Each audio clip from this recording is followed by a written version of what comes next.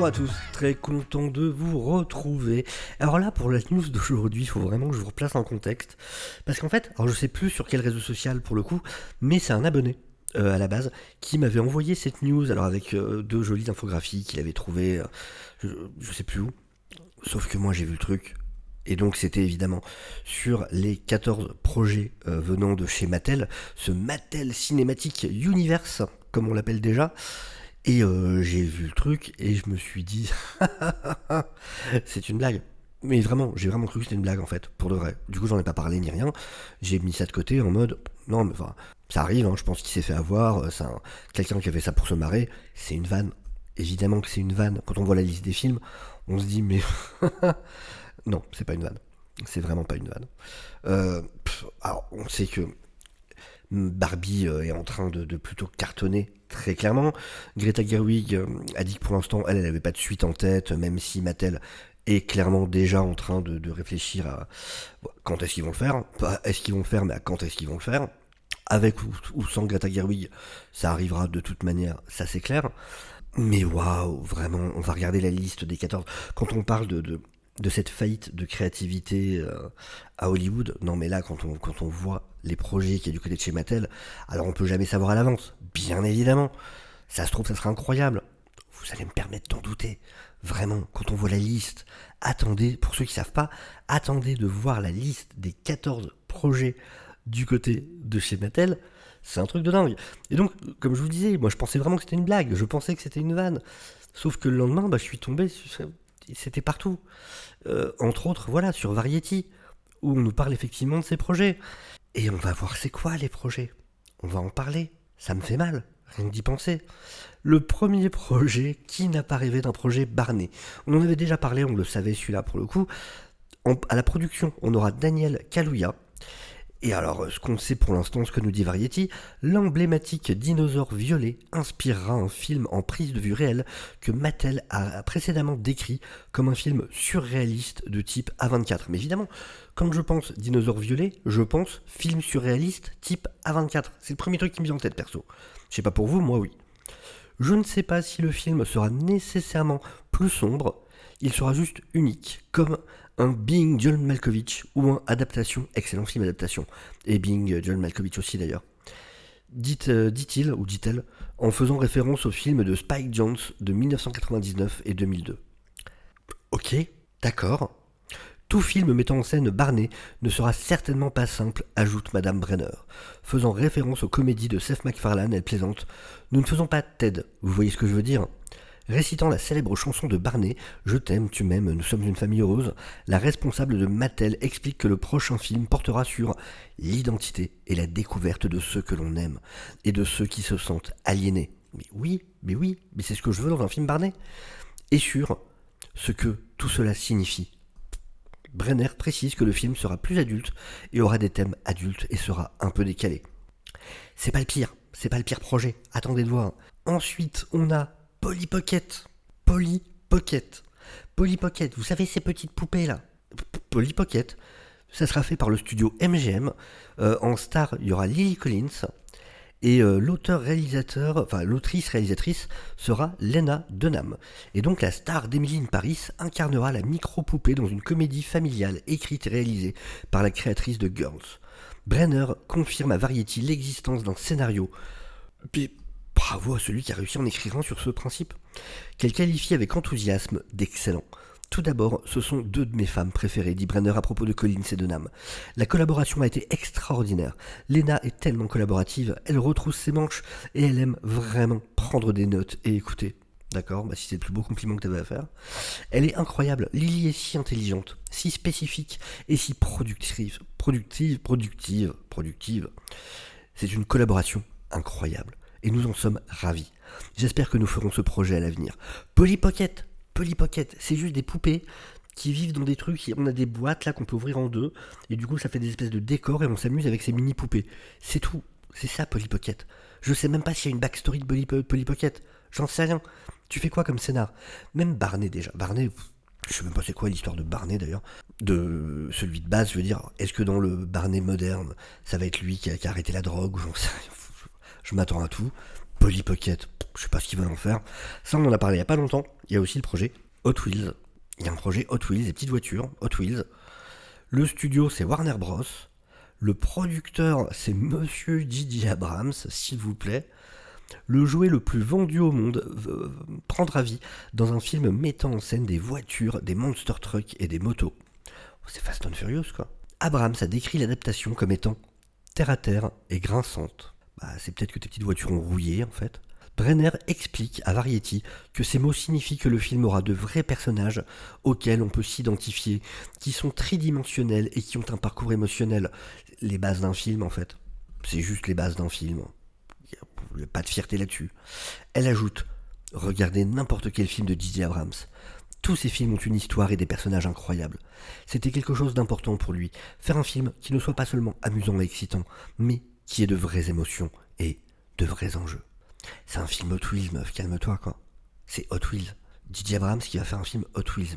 On en est où? Et si seulement c'était le pire. Si seulement c'était le pire. Le projet suivant, c'est Robot Rock'em Sock'em. C'est ce jeu où vous avez 2 robots sur un ring jaune et vous les faites se battre.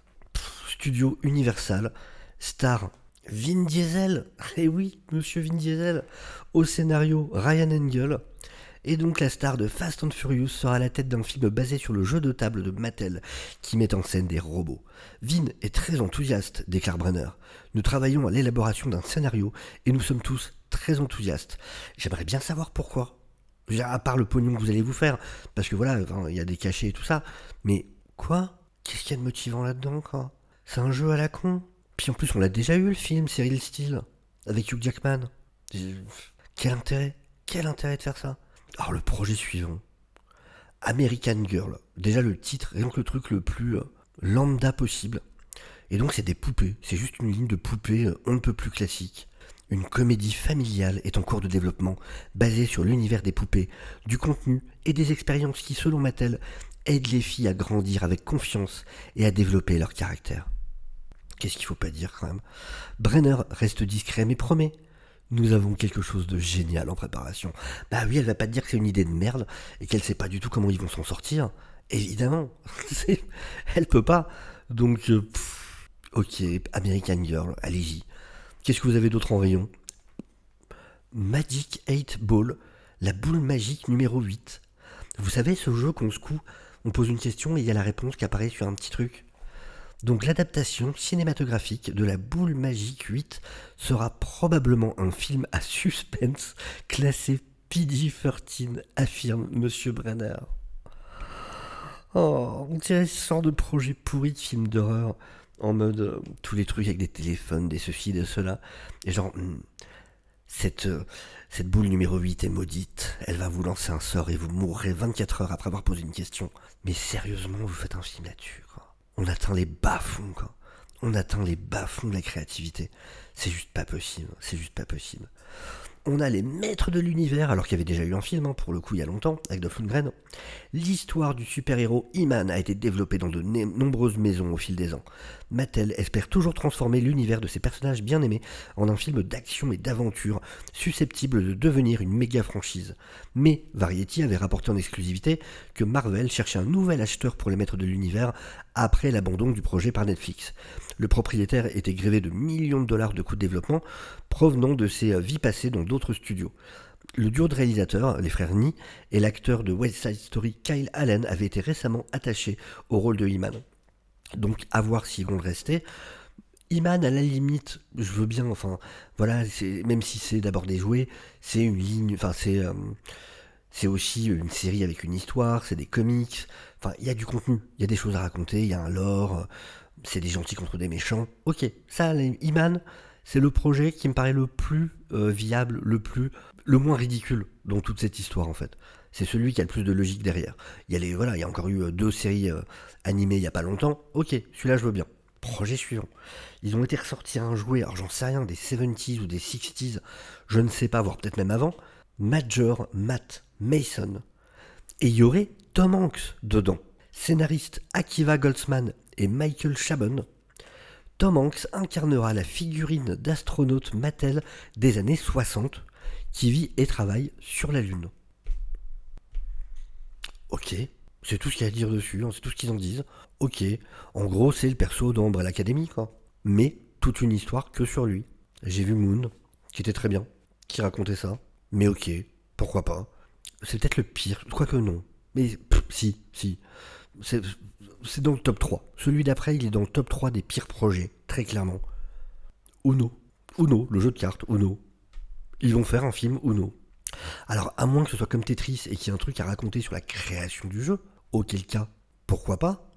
Mais sinon, comment tu fais une histoire autour du Uno je sais, je vois pas.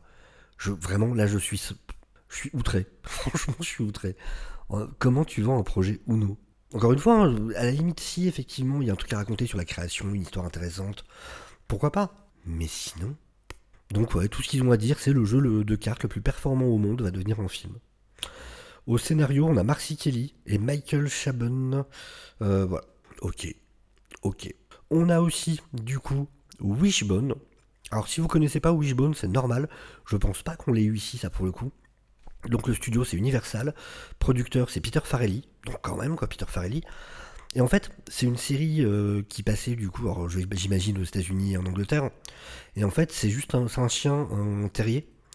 Enfin, un Jack Russell plutôt. Un Jack Russell qui est devenu célèbre sur une chaîne qui s'appelle PBS dans les 90s. Et en fait, dans chaque épisode, et il y en a pas mal hein, pour le coup, c'est des épisodes de 26 minutes, dans chaque épisode, il va s'imaginer dans une œuvre littéraire. Et donc, c'est un petit Jack Russell qui, à chaque fois, est habillé, qui a vraiment un costume selon le bouquin dans lequel il se trouve. Donc, ça va être et c'est du live action, hein, et c'est un Jack Russell habillé en Robin des Bois, habillé en Ulysse dans un épisode.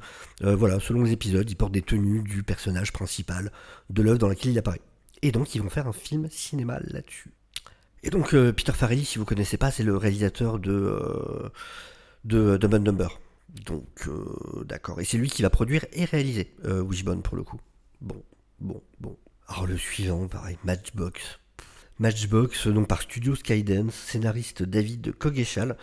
Euh, Matchbox, c'est juste une marque de petites voitures, hein. Mais genre, ça a encore moins de caractère que Hot Wheels. Hot Wheels, il y a le côté encore, c'est Hot Wheels. Là, c'est Matchbox, quoi. Déjà, c'est les packagings les plus neutres imaginables. Euh, c'est- les sets, c'est genre l'aéroport, la station-service, je sais pas quoi, enfin des trucs. Y a rien à raconter sur Matchbox, quoi. Et ils vont faire, bien évidemment, un film d'action qui sera basé sur les légendaires voitures jouées inventées en 1953. Ouais, c'est cool. On est trop impatient de voir ça. Ils vont faire aussi un film Thomas and Friends, réalisé par Mark Foster. Thomas and Friends, c'est ces trains super glauques qui ont un visage. Et c'est vraiment glauque. D'ailleurs, Stephen King le réutilise dans la série de La Tour Sombre, ce train-là, qui apparaît vraiment dans les bouquins. Et ce qui est génial, c'est que Thomas and Friends, donc qui est vraiment un truc pour enfants à la base, hein, qui est très glauque. La vieille série est vraiment très très glauque. Je sais qu'il y a eu une série en image de ça en 3D aussi. Et ça va être réalisé par le réal de World War Z. Je trouve ça super drôle. Et de Monsters Ball, qui était un drame. Mais c'est comme le mec de World War Z qui va faire un film sur Thomas and Friends. Et donc qui dirigera un film fantastique basé sur la série de trains animés pour enfants. Bah, tu m'étonnes, c'est du fantastique. C'est comme un train des trains qui ont des visages, je crois. Mais vraiment, amusez-vous, il y a des vidéos là-dessus sur la première vieille série et c'est ultra glauque. Genre, je me rappelle d'un épisode avec un train qui se fait emmurer dans un tunnel, mais genre exprès, les humains en veulent plus et ils l'emmurent et le truc est vivant et du coup il restera vivant tout le temps dans le noir comme ça dans son. Et les gamins matent ça et c'est trop glauque, c'est trop glauque. Le projet suivant, alors pareil, il rentre dans le top 3 des trucs de merde ça. Viewmaster. Viewmaster, si vous savez pas ce que c'est Viewmaster, c'est juste ces espèces de. Alors, les plus jeunes n'auront pas connu certainement, parce que maintenant il y a la réalité virtuelle et tout ça, donc plus besoin de ça. C'était des espèces de. Pas des jumelles, mais des trucs dans lesquels on regarde en fait, et on a une espèce de. Comment dire?